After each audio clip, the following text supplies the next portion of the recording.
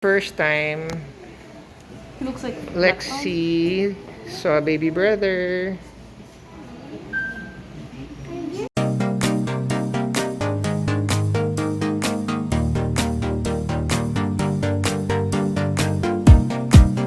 Hi, welcome to another episode of Lex and Candice Tupa's Family Adventures, and this is very special for me and Dr. Candice. We're now on our way to a hospital to be admitted para prepared na siya sa iya nga pag-baby for our fourth child. So, if you can hear sa background, Bombo Radio, because we are here in Iloilo. So, the funny thing is, or although it's more elegant sa writing, because kung diin ako ginbata sa Iloilo Mission Hospital, our youngest will also be born in Iloilo Mission Hospital. They say it's a training hospital, so ara gid ang damo man nga mga post birth monitoring. So, para to make sure, because this is the fourth fetal ultrasound kay Dr. Regiel Palmares that shows that this will be a very big baby. So at least wifey, ngayon malaki talaga yung baby. Sa baby na punta ang karamihan. So he is approximately at today 3.5 kilos or close to 8 pounds. We never had that. It was only at 2.3, 2.4, I think 2.6 up to 2.8 kilos lang ang highest of the 3 previous live births. So we'll see, guys. So join us in this special episode in our journey for parenting again for the fourth time. Let's go, guys.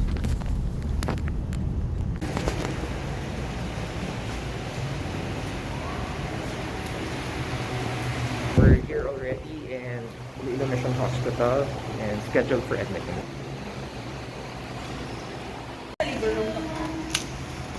Okay. Thank you. Ready na, wifey. Okay. Going up. Going to the labor room. Papacheck pa si Doc Candice. Doc? So, papacheck na siya. Tapos, we'll go out on pass lang. We just needed to make sure things are good and then to make sure na makuha namin yung room that I prefer actually.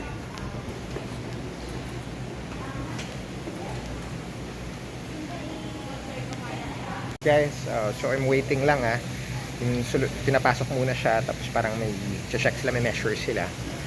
I'll show you how Iloilo Mission Hospital looks like now. Again, I was born here 44 years ago. Actually, all of us, the 7 of us na siblings, dirigin bata. Actually, dapat, I was supposed to be born in Manila, but my mom, si nanay, even on her few days before giving birth, she really wanted to go home.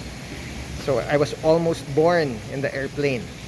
Pero, sayang, if I was born in the airplane, sana free ako travel lifetime. How looks like. Here in the suite. So, thank you to Iloilo Doctors Hospital. Ngayon nakakuha. Okay, so here's the OB wing. I'll just show you guys. Para may sala and the bed and dra ako matulog. Yes. So a few days and we'll be discharged. Thanks, guys. Still watching Lex and Candice Tupa's Family Adventures. Just a few hours left before we will be able to see Alexander Joaquin. Lexi in the room. You can remove your mask because it's only us here. So we did show you guys, but showing you with us in here.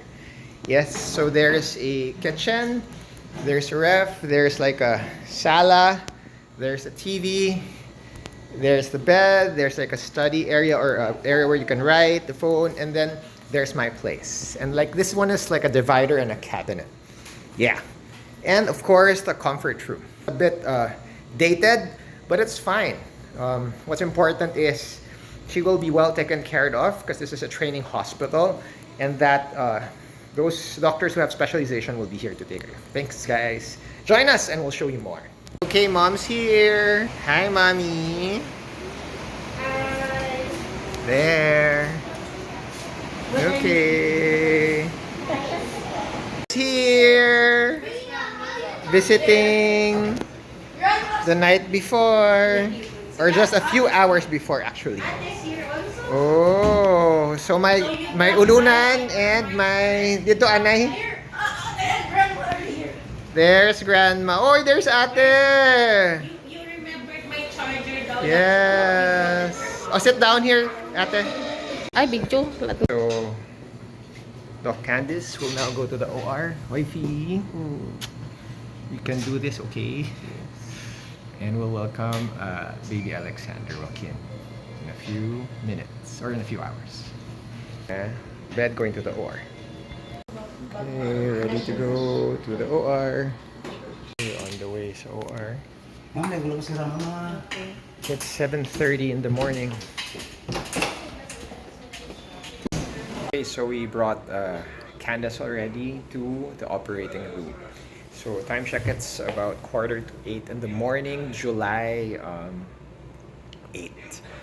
Medyo hindi tayo nakatulog masyado. Just a few hours because every so often may pumapasok na doctor or nurses or nursing aide to check on Candace, whether it be her vital signs or yung IV or kung ano pa man. But it's all good since we want to make sure that she's well and the baby as well. So hopefully in the next few hours, I'll get good news that everything is normal and Mommy Candace is healthy as well as baby Alexander. So we'll share with you more about our experience. By the way, so again, as I've mentioned, we're in Iloilo Mission Hospital. This is where I was born 44 years ago, and actually all of my siblings. I'm the youngest of 7. Lahat kami dito pinanganak. And her OB-GYN, si Doc Clebeth, her Ane, si Doc Lulu Salinas, her our pedia of our kids, si Doc Chippy Biernas, really asked us if it's possible as a training hospital, and one of the best training hospitals here in Western Visayas is Iloilo Mission Hospital. When you say training hospital, maraming residente, maraming mga medical personnel and staff. So they will make sure, especially after the operation, that Candace and the baby are doing well. So hopefully guys, this will be a successful one, and 4th cesarean na to ni Candace. Usually 3, but in our case 4. So God blessed us with many, as God said, as Candace said, as much as God will give. So God gave us 4. So we'll show you in a bit. Maybe in a few minutes, I'll show you how Candace is and also baby Alexander. 1 hour later. Oh, hi baby. Look at daddy.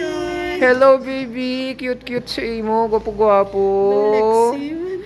Oo, Doc Chippy, thank you very much. Oy, sige, cute. Thank you. Thank you. Cute. Ay, bonnet.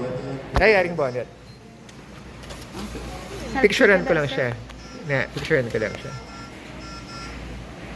Gwapo sang baby ko. Hi, baby. Oh, maputi niya, no? Dotisoy, no? Ay, pero ano ni siya? Paano wala akong gutom na siya? Mahibi lang. 2 hours. 2 hours after? Oh, dako-dako ka, no? Ikaw ang pinakadako ko nga, baby. You're the biggest. Pero okay mala na dako-dako siya.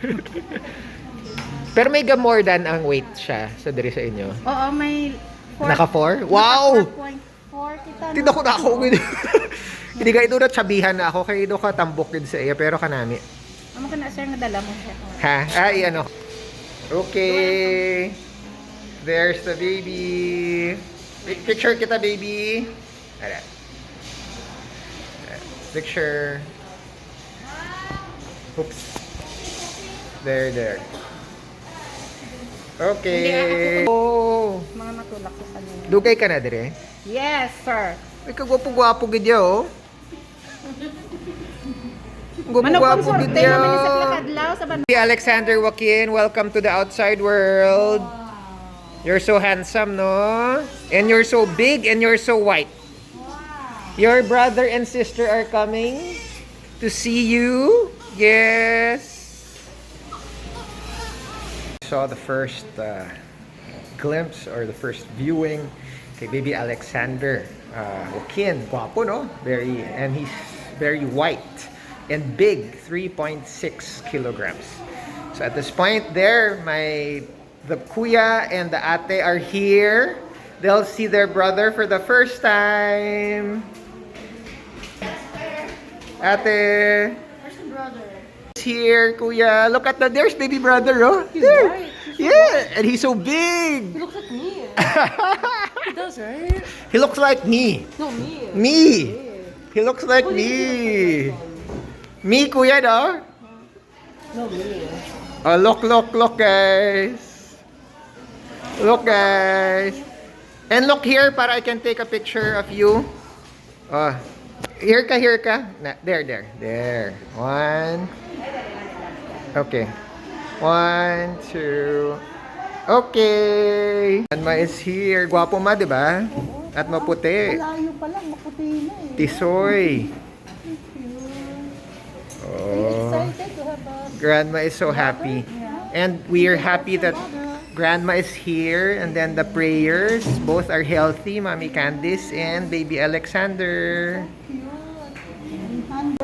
Wifey, you're back. Okay na yung legs mo? Yeah.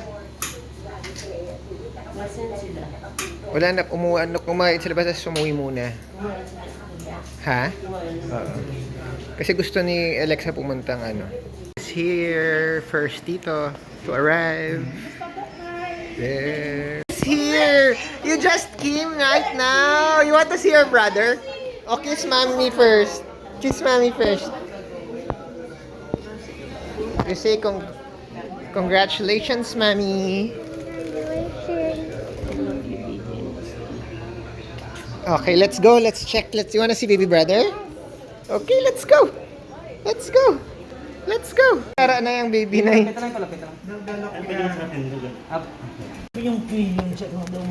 Oy. Wawa is here.